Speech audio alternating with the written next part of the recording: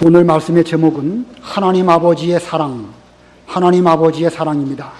지난 시간 같은 본문으로 탕자의 비유를 통해서 죄와 벌과 회개에 대해서 배웠는데, 오늘은 같은 본문이지만 여기에 나타나 있는 아버지, 즉 하나님 아버지의 사랑이 어떤 사랑인가, 이것을 살펴보려고 합니다. 이 짐승들 중에는요, 곰이나 사자 같은 것들은 그 새끼를 기를 때에 수컷은 전혀 그 새끼 양육에 관여하지 않고 암컷들이 모성 본능으로 양육을 합니다. 펭귄 같은 것들은 보니까 알을 낳고 품고 또 양육을 하는데, 그 암컷과 수컷이 합심해서 그 자녀를 기르더라고요. 근데 그 암컷이 낳기만 하고 수컷이 또 기르기만 하는 그런 것들도 있겠죠? 정확하게는 잘 기억이 안 되는데, 그 가시곡이라는 책을 보니까 거기는 암컷이 알을 낳고 이제 부화한 다음에는 계속해서 수컷이 그 새끼들을 기르고 암컷은 전혀 관여하지 않는 것을 제가 기억합니다. 자, 사람은 어떤가요? 사람은 우리 사람을 양육할 때에는 거기에는 어머니의 사랑도 필요하고 또 아버지의 사랑도 꼭 필요합니다. 근데 근래에 이르러서 사회적으로 어머니의 사랑은 본성적으로 참 풍부한데, 이 아버지의 사랑이 부족해서 자녀들의 인격이나 혹은 여러 가지 그 성격 형성에 문제가 있다는 것을 지적을 하고 있습니다. 이 인간 사회에 왜 아버지의 사랑이 결여된 이런 상황을 우리가 좀 맞이하고 있을까? 우리는 신앙적으로 해석할 수밖에 없겠는데, 신앙 안에서 생각해 볼 때에 그 원인은 하나님의 사랑을 잊어버렸기 때문에 그렇습니다. 우리 인간은 어머니의 사랑도 필요하고 아버지의 사랑도 필요하지만 근원적으로 보면 하나님의 사랑이 필요한 것입니다. 근데 근원적으로 하나님의 사랑을 잃어버렸기 때문에 사람들은 어머니의 사랑이든지 아버지의 사랑이든지 거기에 여러 가지 문제를 안고 있는 것입니다. 우리가 지난 시간 죄가 무엇인지 배웠습니다. 죄는 하나님 아버지를 떠나간 것 그 자체가 죄라고 배웠습니다. 우리 인간이 아담 때부터 지금까지 하나님을 떠났기 때문에 그 하나님의 사랑에 대한 결핍 가운데 우리가 살고 있고, 그런 속에서 육신의 아버지와 육신의 어머니가 이제 사랑한다고 하더라도 여러 가지 문제를 안고 있을 수밖에 없는 것입니다. 그러므로 이 시간 우리는 이 본문을 통해서 하나님의 사랑을 깨닫고 그 하나님의 사랑을 회복하는 그런 우리 모두가 다 되시기를 바랍니다. 자, 그러면 왜 이 성경은 하나님을 아버지라고 표현하는가? 하나님의 사랑을 하나님 아버지의 사랑이라고 말하고 있는가? 하나님은 영이시기 때문에 뭐 아버지도 아니고 어머니도 아닙니다. 그런데 이 성경 표현상 이제 하나님 아버지라고 말한 것은 하나님의 사랑의 특징이 이 아버지의 사랑과 같은 특징을 갖고 있기 때문에 성경은 아버지라고 말한 것뿐입니다. 이걸 이해를 못한 어떤 이단에서는 하나님 아버지도 계시니까 하나님 어머니도 계신다, 이런 식으로 해석하는 것은 성경을 너무나 모르는, 정말로 말 그대로 무식한 이런 가운데 있기 때문에 그런 것입니다. 자, 하나님의 사랑, 우리에 대한 하나님의 사랑은 아버지의 사랑과 상당히 흡사하고 비슷한 특징을 가지고 있습니다. 우리는 모두 본문을 통해서 하나님의 사랑을 깨달으시기를 바라고, 특별히 여기 여러 아버님들이 많이 계신데, 그 아버지로서 내가 자녀들을 어떻게 사랑해야 올바른 아버지 역할을 하는 것일까, 이것을 좀 깨달으시는 아버님들이 다 되시기를 바라고, 또 계신 우리 모두는 다 누군가의 자녀들이시죠. 우리가 먼저 하나님의 사랑 안에서 여러분들의 육신의 아버지의 그 사랑을 이해할 수 있는 이번 시간이 되기를 바랍니다. 오늘 하나님 아버지의 사랑 세 가지로 말씀을 전하겠는데, 그 중에 첫 번째는 살림을 나누어 주시는 사랑입니다. 살림을 나누어 주시는 사랑. 11절부터 13절까지 합독하시겠습니다. 시작. 예수께서 말씀하셨다. 어떤 사람에게 두 아들이 있었는데 그들 중 작은 아들이 아버지에게 말하기를, 아버지, 재산 중에서 제게 돌아올 몫을 주십시오 하니 아버지가 살림을 그들에게 나누어 주었다. 며칠이 못 되어 작은 아들은 자기 것을 다 모아서 먼 지방으로 떠나 거기에서 방탕하게 살면서 자기 재산을 낭비하였다.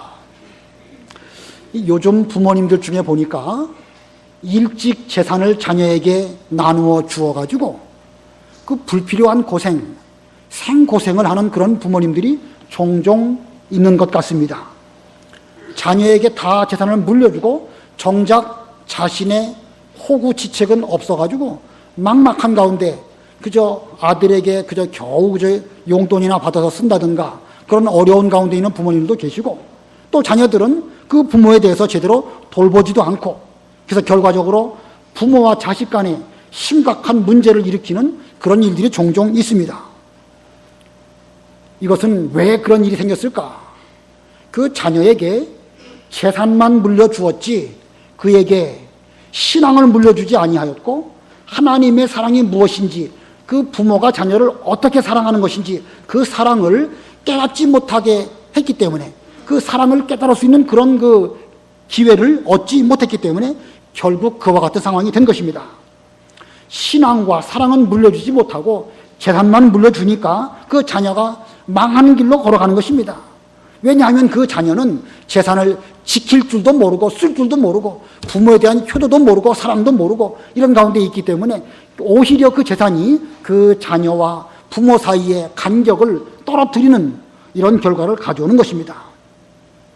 근데 오늘 본문에 왜 여기 본문에 나와 있는 아버지는 살림을 나누어 주셨을까?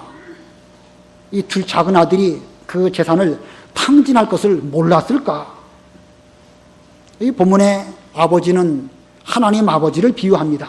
하나님 아버지께서는 이 모든 일들의 자초지종을 다 아셨음에도 불구하고 이 그 아들들에게 살림을 나누어 주셨습니다. 여기 살림이라고 하는 말의 뜻은 헬라 말로 비오스라고 하는 것이고, 그 비오스라는 말의 그 어원은 요즘에 우리가 바이오라고 하는 것과 같은 어원입니다. 그래서 그 바이오라는 말 속에는 생명, 목숨, 재산 혹은 인생, 삶 이런 뜻이 담겨져 있습니다. 그래서 하나님 아버지께서는 우리들에게 생명도 주셨을 뿐만 아니라 우리의 한평생 삶을 주셔가지고 그 가운데에서 살아가도록 허락하셨습니다. 오늘 본문의 아버지께서는 심지어 탕자가 재산을 다 모아가지고 먼 지방으로 떠날 때에도 만류하지 않았습니다. 아버지가 왜 그랬을까요? 그거 가지고 가서 탕진할 것을 몰랐을까요? 아니면 너 하고 싶은 대로 마음대로 해라, 나는 이제 재산 나눠줬으니까 더 이상 관여하지 않겠다, 자포자기하였을까요? 하나님 아버지께서는 우리에게 생명과 그리고 한평생의 삶을 허락하시고 그 삶의 과정을 통해서 우리로 하여금 시련을 겪게 하시려고 이런 것을 허락하신 것입니다. 시련을 겪게 하시려고, 이 시련을 통하여서 스스로의 신앙적인 실력도 함양하고 스스로 아버지에게로 돌아오게 하시려는 그런 뜻으로 이 탕자에게 살림을 나눠주셨고, 그 탕자가 먼 지방으로 갈 때에도 그렇게 가도록 그냥 모른 척 허락을 하신 것입니다. 그래서 17절을 보면 그러자 그가 스스로 돌이켜 말하였다. 여기 스스로 돌이켰다고 그랬죠? 우리 하나님께서는 얼마든지 재산도 많이 계시고 전지전능하신 하나님이십니다. 우리에게 시련 겪지도 않고 즉시 천당에 가게 할 수도 얼마든지 있음에도 불구하고 하나님은 왜 우리 인생들로 하여금 이 땅에서 여러 가지 시련들을 겪게 하실까? 하나님의 뜻은 시련을 통해서 하나님의 사랑을 알고 시련을 통해서 그 인격, 하나님의 인격을 닮아가게 하시려는 뜻입니다. 사랑이나 인격이나 이런 것들은 무슨 교과서를 펴놓고 우리가 그걸 아는 것이 아니죠. 지식으로만 알아지는 게 아닙니다. 학문 중에는요, 지식도 중요하지만 실습이라는 것이 필요한 그런 학문들이 있죠. 하나님의 사랑과 하나님의 인격은 지식만으로 되는 것이 아니고 어떤 삶의 과정을 통하여 시련을 겪을 때에 거기서 비로소 우리 몸으로 체득되어지는 것입니다. 그러므로 하나님께서는 이 탕자가 이런 삶의 과정을 통하여서 하나님의 사랑이 얼마나 크고 높은지 깨닫게 하시려고 시련의 길로 그를 허락하신 것뿐입니다. 이것이 하나님의 뜻인 것입니다. 이게 뭐라고요? 하나님의 뜻, 하나님의 뜻입니다.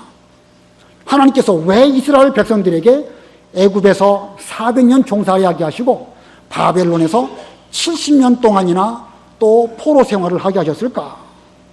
그 400년과 70년의 시련을 통해서 하나님의 사랑을 깨닫고 또 그 시련을 통해서 하나님을 의지하고 그 인격을 닮아가게 하려고 하는 그런 하나님의 뜻이 계신 것입니다. 자, 이 하나님의 뜻 속에서 이런 그 바벨론이나 애굽의 여러 가지 시련들이 있었던 것입니다. 하나님께서는 왜 우리나라에게 일제 치하에서 고난을 당하게 하시고 유교의 고통을 겪게 하셨을까? 그 일제 치하와 유교를 통해서 우리로 하여금 시련을 겪게 하시고 시련 가운데서 우리로 하여금 하나님을 사랑하고 또 하나님을 의지하고 우리의 인격이 점점 닮아 나아가게 하시는 것이 하나님의 뜻입니다. 자, 하나님의 뜻이 뭔지 아시겠죠? 일제 치하와 유교가 하나님의 뜻이 아니라 일제 치하와 유교를 통해서 시련을 겪는 것이 하나님의 뜻입니다.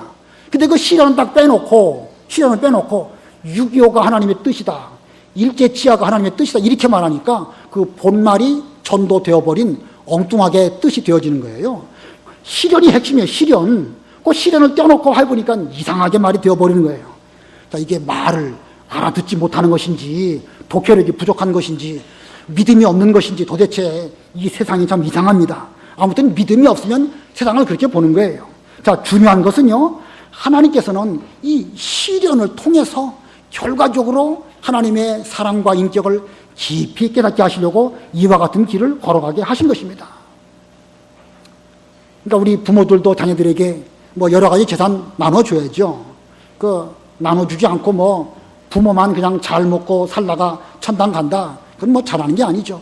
부모된 입장에서 우리가 어떻게든지 많이 주려고 하는 것이 부모의 마음이죠. 우리는 비록 못 먹고 못 쓴다 할지라도 자녀들을 위해서는 아낌없이 주고자 하는 것이 부모의 심정인 것입니다. 그런데 무조건 주는 것은 어리석은 것입니다.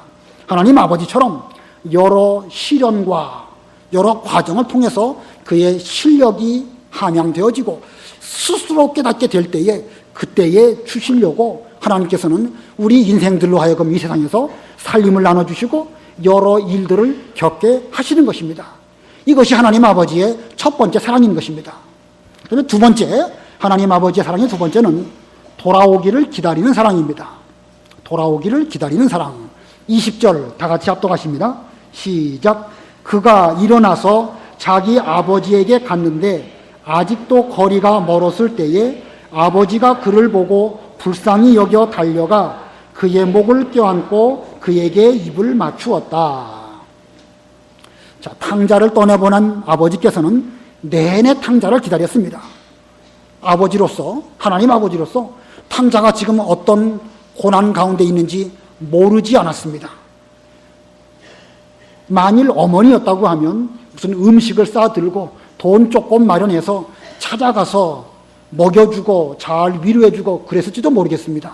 그러나 본문의 아버지께서는 단지 기다리기만 하셨습니다. 왜 기다리기만 하셨을까요? 현재 탕자가 돼지치고 여러 가지 일을 하면서 고생하고 있을 때에 아버지가 찾아가가지고 여기 돈 좀 있으니까 이거 가지고 앞으로는 좀 고생하지 말고 잘 살아라.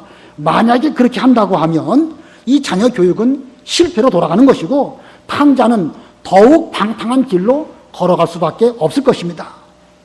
자, 지금 아버지 속, 기다리는 아버지의 속은요, 편안할 리가 만무합니다. 탕자가 고생하는 것을 아는 아버지 입장에서는 그 속이 얼마나 불편하고 힘들었겠습니까? 어느 집안에 아기가 아이를 잃어버렸답니다. 아이를 잃어버려가지고 식구들이 그 잃어버린 아기를 찾으려고 얼마나 동분서주 열심히 찾았겠습니까? 특별히 그 엄마의 그 심정은요, 정말 힘들었을 거예요. 막 여기저기 알아다니면서 울고 난리를 치면서 우리 아기 어디 갔을까?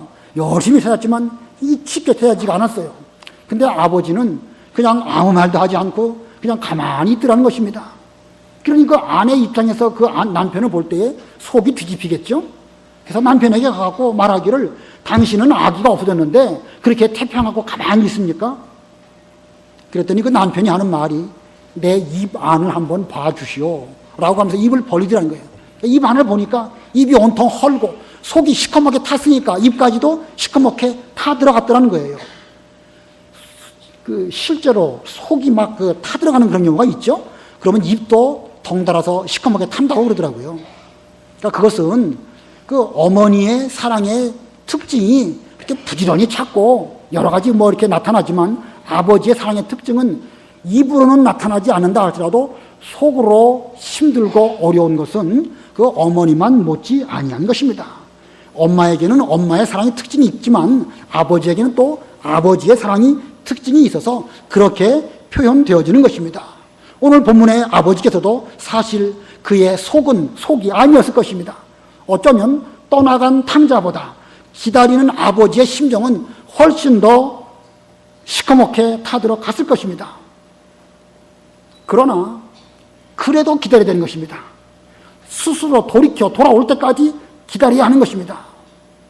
어떻게 보면 부모는 일생 동안 기다리는 것이 부모의 역할인지도 모릅니다.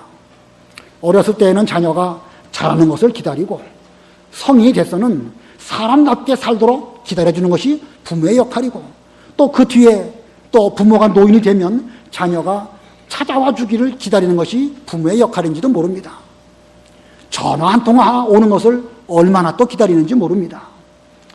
뭐 실제로 전화를 드리든지 찾아뵈면 바쁜데 뭐하러 왔느냐, 이 전화 요금 많이 나가니까 빨리 끊어라, 그렇게 말하지만 그 부모의 속은 얼마나 그걸 기뻐하는지 우리 부모된 여러분들은 잘 아시죠? 저는 뭐 결혼하고 그런 부모의 마음 잘 몰랐어요. 저는 결혼하고 교회 옆에서 살려고 명륜동 교회에서부터 한 3분 정도 거리에 방 얻어가지고 살았습니다. 저의 본가는 삼선교회에 있었으니까 삼선교회에서부터 그 해화동까지 버스로 치면 한 정거장입니다. 그런데 이제 결혼하고 직장 생활하고 뭐 늦게 퇴근하고 그러다 보니까 집에 잘 가기가 현실적으로 쉽지가 않았어요. 또 뭐 무슨 급한 일이 있거나 무슨 용무가 있으면 전화를 드리지만 무슨 특별한 일도 없는데 전화 드린다는 것도 그게 쉽지가 않더라고요. 무슨 뭐 진지 잡수셨냐고 잘 주무셨느냐고 전화 드리는 것도 좀 어색하기도 하고 전화 잘 못했습니다. 근데 저희 아버지께서 제 전화를 아주 몹시 많이 기다리셨던 것 같아요. 언제 한 번은 막 사정없이 저를 나무라시더라고요. 전화도 한 번 안 하냐고. 근데 저는 무슨 용건이 있어야 전화를 드리죠. 용건이 있어야. 내가 아버지의 마음은요, 제가 그 당시에 철이 없는 거죠. 아버지의 그 심정을 헤아리지 못하고 전화 한 번 못 드리고 한 정거장이니까 뭐 다만 가서 얼굴이라도 비치고 또 걸어서 집에 가도 갈 수 있는 거리였음에도 불구하고 한 번도 제대로 찾아뵙지 못했습니다. 저의 식구들이나 어머니는 그냥 주일날 교회 오면 만나거든요. 만나니까 일주일 동안 있었던 이야기, 이런 얘기 저런 얘기 하면 되지만 아버지는 교회 안 오시니까 뭐 한 번 얼굴 보고 나면 한 달 기다려도 얼굴 볼까 말까니까 아버지 마음은 그만큼 저를 많이 기다리셨던 것이 분명합니다. 지난 월요일 날 저의 큰아들이 전화했어요. 전화해가지고 요번 토요일 날 온다는 거예요. 그러니 제가 그 말을 들었을 때 내심 얼마나 기뻤는지 모릅니다. 아들이 오면 뭐 해줄까? 우리 아들이 그 미역국에 소고기 듬뿍 넣은 거를 참 좋아하거든요. 그래서 그거 해줄까? 아니면 요새 참치가 일본에 수출길이 막혀가지고 상당히 싸다고 하는데 참치회를 좀 해다 먹을까? 등등 생각을 많이 하면서 내심 지금부터 기다리고 있습니다. 이번 주간은 좀 긴 한 주간이 될 것 같아요. 자, 그러면서 생각해 볼 때에 내가 이 나이가 되어서 우리 아들 결혼시키고 보니까 이렇게 아들이 보고 싶고 기다려주는구나. 전에 제 아버지에 대해서는 왜 내가 그 심정을 헤아리지 못했을까? 이렇게 나이 먹으니까 이제서야 내가 아버지의 마음이 조금 헤아려지는구나 라고 생각이 되는 것입니다. 자, 이거 보면 그만큼 세월이 흘러서 자라난 것만큼 자기 부모에 대해서 헤아릴 수 있게 되는 것이 이게 인간의 그 모습인 모양입니다. 이러한 부모와 자식 간의 관계는 하나님 아버지와 우리와의 관계하고도 똑같습니다. 우리들이 영적으로 자라난 것만큼 하나님을 알 수가 있는 것입니다. 본문 20절에 하나님 아버지께서 얼마나 그 집을 나갈 탕자를 기다리는지 그 심정을 잘 표현하고 있습니다.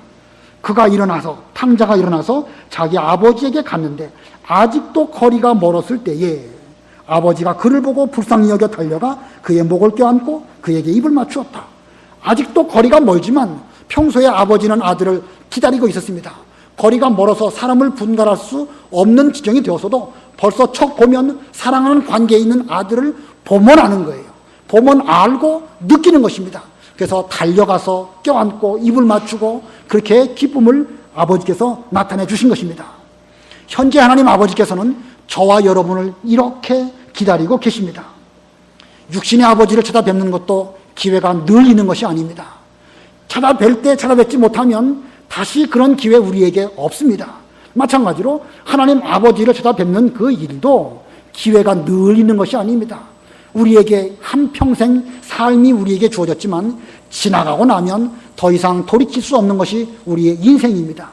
그러므로 우리는 육신의 아버지도 잘 효도하는 이런 우리가 되어야 되겠고, 또 하나님 아버지, 우리를 기다리는 하나님 아버지 앞에 돌아가서 내 자리를 잘 지키고 우리의 신앙생활을 잘 할 수 있는 그런 믿음의 아들들이 다 되시기를 바랍니다. 이사야 55장 6절을 보면 너희는 여호와를 만날 만한 때에 찾으라, 가까이 계실 때에 그를 부르라, 이렇게 말씀하였습니다. 지금이 만날 만한 때고 지금이 우리가 하나님께 가까이 나아갈 수 있는 그러한 때입니다. 아무쪼록 우리 모두 지금이 기회인 줄 알고 하나님 아버지께 나아가서 회개하고 아버지의 영접을 받으며 아버지 기뻐하실 때 우리 모두도 함께 그 기쁨에 참여하는 여러 아들들이 다 되시기를 바랍니다. 그 다음에 세 번째, 하나님 아버지의 사랑의 세 번째는 아들로 받아주시는 사랑입니다. 아들로 받아주시는 사랑.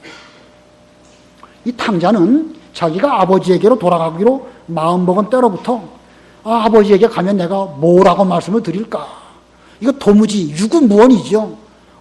입이 아무리 많이 있어도 할 말이 없는 거예요. 아버지께로부터 받은 재산을 다 탕진하고 이제 거지꼴이 돼가지고 아버지에게 갈 때에 뭐라고 말을 드릴까? 그런 곰곰 많이 생각을 했습니다. 그래서 18절을 보면은요, 일어나 내 아버지께 가서 말씀드리기를 아버지, 제가 하늘과 아버지 앞에 죄를 지었습니다. 더 이상 아버지의 아들이라 불릴 자격이 없으니 저를 아버지의 품꾼들 중 하나로 삼아 주십시오 해야겠다. 이 탕자는요, 지금 아버지에게 드릴 말씀이 세 가지가 있습니다. 저는 하늘과 아버지께 죄를 지었습니다. 아버지의 아들이라 불릴 자격이 없습니다. 품꾼 중에 하나로 여겨주십시오. 이 세 가지를 아버지에게 말씀드려야겠다 생각하고 그는 먼 길을 이제 가게 되었습니다. 이제 그 먼 지방으로 갔으니까 돌아가는 길도 여러 날 세월이 걸려서 이제 그 집으로 돌아가게 되었는데, 돌아가는 내내 그의 머릿속에서는 아버지에게 내가 뭐라고 말씀드릴까? 뱅뱅 그 소리가 돌면서 하늘과 아버지께 죄를 지었습니다. 저는 아버지의 아들이라고 불릴 자격이 없습니다. 품꾼의 하나로 여겨주시기를 바랍니다. 내가 이 말씀을 드려야지 생각하면서 그는 그 먼 길을 걸어서 이제 드디어 아버지에게 갔습니다. 그리고 아버지를 뵙게 되었을 때 그렇게 말씀을 드렸습니다. 21절, 그러자 아들이 그에게 말하기를 아버지, 제가 하늘과 아버지 앞에 죄를 지었습니다. 저는 더 이상 아버지의 아들이라 불릴 자격이 없습니다. 여기 아버지라는 말이 참 은혜스러운 말씀입니다. 옛날 개역 성경에는 아버지요 그랬죠. 아버지요.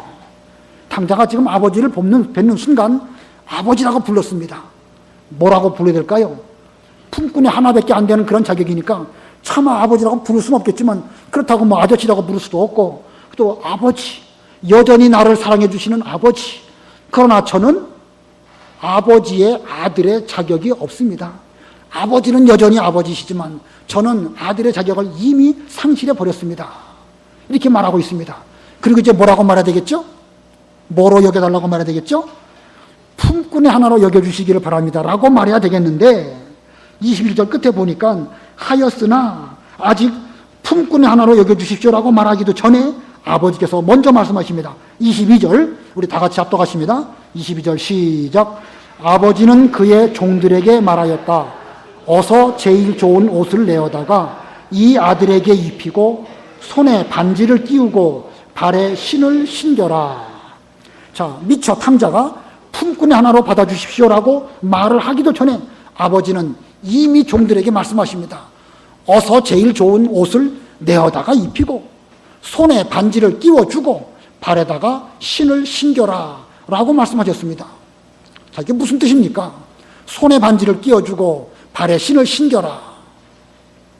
손에 반지를 끼웠다는 말은 좋은 액세서리로 치장해 주어라 이런 뜻이 아닙니다. 이 유대인들은 그 반지를 인장처럼 사용합니다. 도장처럼 사용하는 거예요. 그래서 무슨 계약서를 쓰면 그 계약서에다가 그 반지를 가지고 이렇게 찍음으로 인해 가지고 그 서명 날인을 하는 것이 그들의 그 전통입니다. 그러므로 이 아들에게 손에 반지를 끼라는 그 뜻은 너는 아버지의 아들로 앞으로 이 집안의 계대를 이어갈 그런 아들로 받아준다. 그런 뜻입니다. 발의 신을 신겨라. 이 구약시대의 종들은 발에 신을 신지 않았습니다. 출애굽기 3장에 보면 모세가 호렙산에 가게 되었을 때 하나님께서 가시떨기 나무 가운데서 그에게 찾아오시고 말씀하시기를 너 서 있는 곳은 거룩한 곳이니 내 발에 신을 벗어라 이렇게 말씀하십니다. 거기 내 발에 신을 벗어라 라는 뜻은 이제 너는 앞으로 거룩한 땅에 서 있는 하나님의 종이니까 이제부터 하나님의 종의 길을 걸어가거라 이런 뜻입니다. 요즘도 그 형사들이 죄수를 딱 체포하면 뭐 그렇게 하는지 모르겠는데 전에 제가 군대에서 보니까 그러더라고요. 먼저 발에 신을 벗기고 허리띠를 빼앗더라고요. 그래서 발에 신이 없고 허리띠가 없으면 도망갈 수가 없죠, 사람이. 이렇게 벗기는 거예요. 그러니까 죄인은, 종은 발에 신을 신지 않습니다. 그런데 이 아버지께서는 지금 탕자를 받아주실 때에 종으로 받는 것이 아니고 아들로 영접해 주시기 때문에 손에 반지를 끼워주고 발에 신을 신도록 그렇게 하신 것입니다. 그러므로 본문의 아버지께서는 탕자를 아들로 받아주시는 것을 의미하는 것입니다. 품꾼이 아니고 종이 아니라 아들로 지금 그 아들을 받아주시는 것입니다. 아버지께서는 지금 이 탕자가 살아서 돌아오준 그 자체를 기뻐하시는 것이지 그가 잃어버린 재산, 탕진한 거 그거 어쨌느냐라고 말씀하시는 그런 아버지가 아닙니다. 그래서 23절, 24절 우리 다 같이 합독하십니다. 23, 24 시작. 그리고 살진 송아지를 끌어다가 잡아라. 우리가 먹고 즐기자. 나의 이 아들은 죽었다가 다시 살아났고 잃었다가 찾았기 때문이다.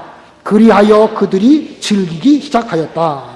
자, 아버지 말씀하시기를 나의 이 아들은 죽었다가 다시 살았고 잃었다가 찾았기 때문이다. 그리하여 살진 송아지를 끌어다가 잡고 우리가 먹고 즐기자. 이렇게 잔치를 베풀어 주신 것입니다. 이것이 하나님 아버지의 사랑입니다. 하나님께서는 이 탕자가 생사의 갈림길에서 죽지 않고 살아서 돌아온 그 자체만으로도 기뻐하시는 그런 아버지 하나님이십니다. 우리라면 어떻게 했을까요?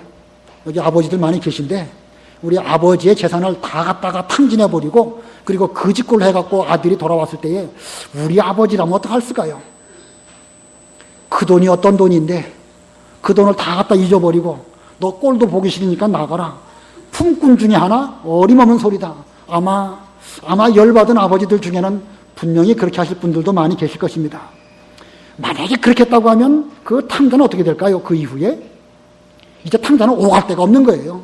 오갈 데가 없으니까 극단적인 길을 걸어가든지 뭐 그렇게는 안 된다 하더라도 아마 다시는 집에 돌아오지 않고 다시 가출하는 이런 길을 걸어갔을 것입니다. 그러나 하나님 아버지께서는 이 조건 없이 진심으로 아들로 받아주셨습니다. 그러므로 그 사랑은 조건 없는 하나님의 사랑인 것입니다. 하나님의 사랑은요 무조건적인 사랑입니다. 이런 무조건적인 사랑을 받은 탕자는 그 후에 어떻게 되었을까? 다시 아버지의 재산을 가지고 다시 또 가출했을 것이다. 아니면 과거보다 훨씬 더 좋은 아들이 되었을 것이다. 1번일까요? 2번일까요?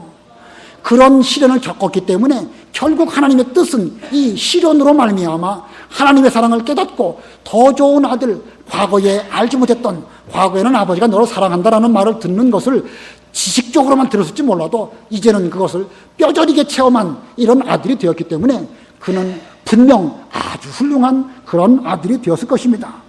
자, 아버지의 깊은 사랑을 깨닫고 세상에 그 어떤 아들보다 더 좋은 아들이 되었음을 우리는 확신하고 있는 것입니다. 오늘 하나님 아버지의 사랑 세 가지 말씀드렸습니다. 살림을 나눠주셨고 돌아오기를 기다려주시고 그리고 아들로 받아주셨습니다. 지금 저와 여러분이 바로 그 탕자인 것입니다. 이제 우리들은 이 하나님 아버지의 사랑을 깊이 깨닫는 우리 모두가 다 되시기를 바랍니다. 그리고 하나님의 사랑이 우리의 인격이 되어서 우리의 자녀들을 사랑할 때에도 하나님 아버지의 사랑 안에서 우리 자녀들을 그렇게 사랑해주는 아버님들도 다 되시기 바라고 또 부모님들이 다 되시기를 바랍니다. 그래서 우리의 자녀들뿐만 아니라 심지어 원수까지도 하나님 아버지의 사랑을 나타낼 수 있는 우리 모두들 다 되시기를 바랍니다. 말씀을 생각하시면서 잠깐 동안 기도하시겠습니다.